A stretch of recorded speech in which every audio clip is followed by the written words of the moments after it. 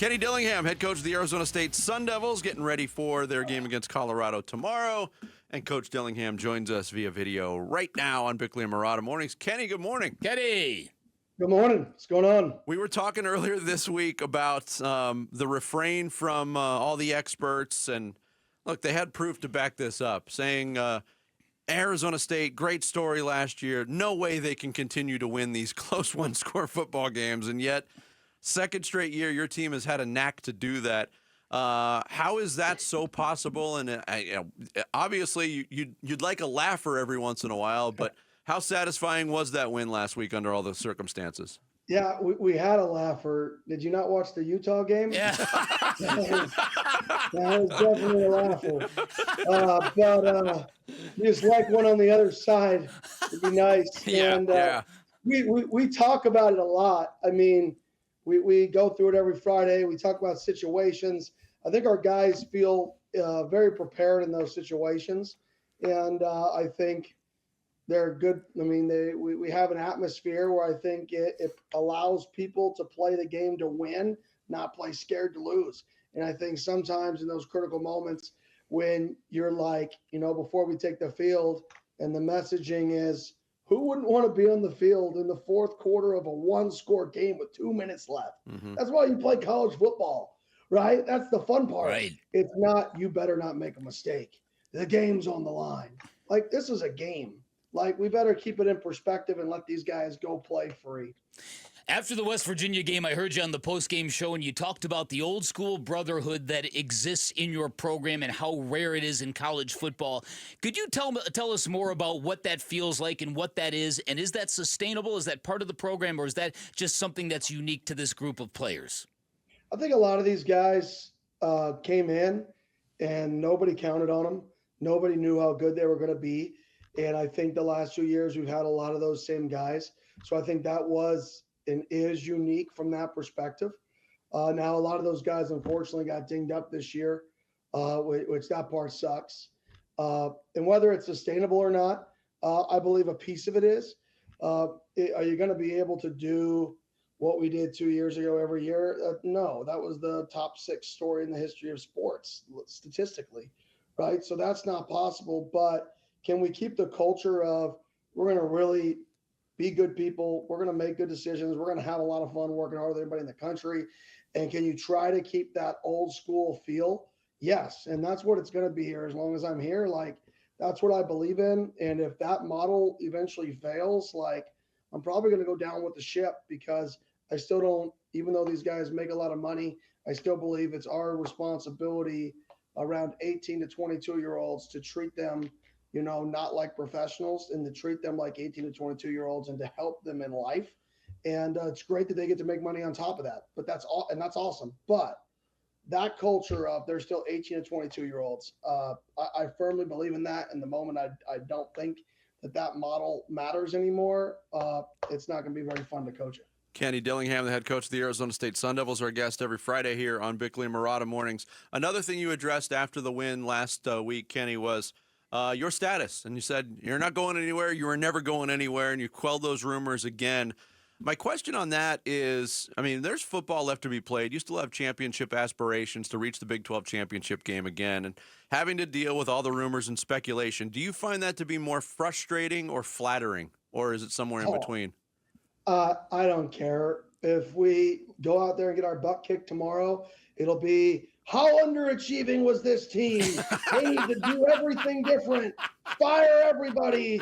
Like, that's the world we live in. Episode 12, season 25 of ASU football. Like, who cares? Like, I know and we know what we believe is necessary to win here. We're going to keep the train on the tracks. And when we fall off a little bit, we got to get back on and keep going. And it's just the nature of this reality show that we're all in. Love that. All right, you've already mentioned the laugher this season at Utah. I'm curious, what have you and Marcus done since that game to bring out the best in your quarterback, to bring out these performances from Jeff Sims? And I know it's mostly the kid, but I'm sure you guys had to kind of recalibrate everything and kind of produce the best version of this young man. Yeah, I mean, he's just come to work every day. We've really doubled down a little bit with some intermediate and short passing game, and Jeff's done a phenomenal job of that. You know, when you're defending a guy who's 240 pounds and can run, has that ability, and can also throw it deep, you know, you want to pressure him to see if he can throw hots, because if you stay stagnant, you know, they can run him, and those are clean runs, and you can pressure and keep guys deep. So the challenge is, can that guy throw a quick game? And that's what they challenged us in the first half to do, and that was our plan, was to have Jeff attack intermediate pressures. And he did that as good as anybody last week, especially in the first half, because he was prepared for it. So I think, you know, just trying to understand what a defense is going to do based off of your quarterbacks and your team's strengths, and try to anticipate that and prepare Jeff for it. And he was prepared, and he was ready, and he went out and performed at a high level. Jordyn Tyson returned to practice this week, and I know you said after the practice, hey, looked better than I thought he would. And I know there's a great deal of caution there. Might we see number 0 on the field tomorrow, Kenny? Yeah, I mean, there's a really good chance. I mean, we'll find out. Today is our Fast Friday, so we get to run around today. So we'll see where he, you know, stands today, and then probably make a game time decision, you know, when we're on the field and he's running around pregame and stuff like that. But Jordan's an ultimate teammate. I mean, that's a dude who could shut it down. Like, let's just call us. Right. And that's never been his mindset. His mindset from day one has been, I want to play with my teammates. I want to play. I want to help. Like, I want to get back on the field. And did I ever know that was going to happen? No. I mean, his injury could keep him out another 2 weeks, potentially, right? Something could happen, right? But his mindset was never that. His mindset from day one was, I want to help this football team, and I want to do whatever I can with my brothers on the field. And that's something that I can respect about him from now till eternity. And that's something that NFL teams should respect about him is, man, he didn't have the mindset of shutting it down when he could and go be a first-round pick and do what he's going to do in his own personal life. He wanted to be here for his brothers, and he's doing everything he can to do that. Yeah. Very well said. All right, last question for me, Kenny. You and Deion, Coach Prime, were hired within weeks of each other. You guys have always had a real healthy mutual admiration for each other. His program's kind of down right now, but I know you know that this is a dangerous game and a dangerous place to play. What is your messaging to your team this week? Yeah, we've yet to play a good football game.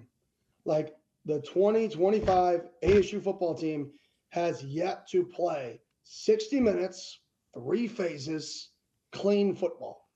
And can we do that? Are we capable of playing a clean football game? That's the challenge. Like, we're running out of time. You know, week 3, it's like, oh, next week, got another week. We're running out of time, guys. Like, this is it. Like, we're running out of time to play a good football game. It's got to be this week. We got to put it all together. And it's very similar to last year. Last year, every game was close.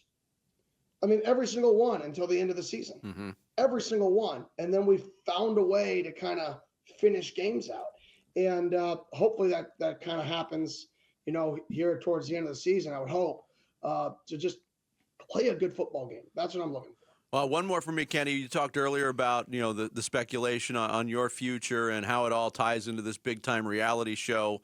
The Sam Levitt rumors that were reported this week about his future, do you tie that into being part of the reality show? And how do you think your team, top to bottom, dealt with all that talk? That's like in the part of the reality show where they like show the clip and then they send you your commercial and then they bring you back like 4 minutes later. It's just, you just move forward, focus on what we can control, and that is playing our best football versus Colorado. Gotcha. Thank you, Kenny. Kenny, great stuff. Thanks so much. Good luck against CU. Appreciate it. All right. Kenny Dillingham, the head coach of the Arizona State Sun Devils, joining us every Friday prior to a game. The reality show? Yeah, next week it'll be Wednesday because of all right. Thanksgiving and stuff. Season 2, episode 12. That's fantastic. Yeah. Thanks for watching Bickley and Marotta. Click to see the latest Bickley Blast and hit the button in the middle to subscribe to Arizona Sports.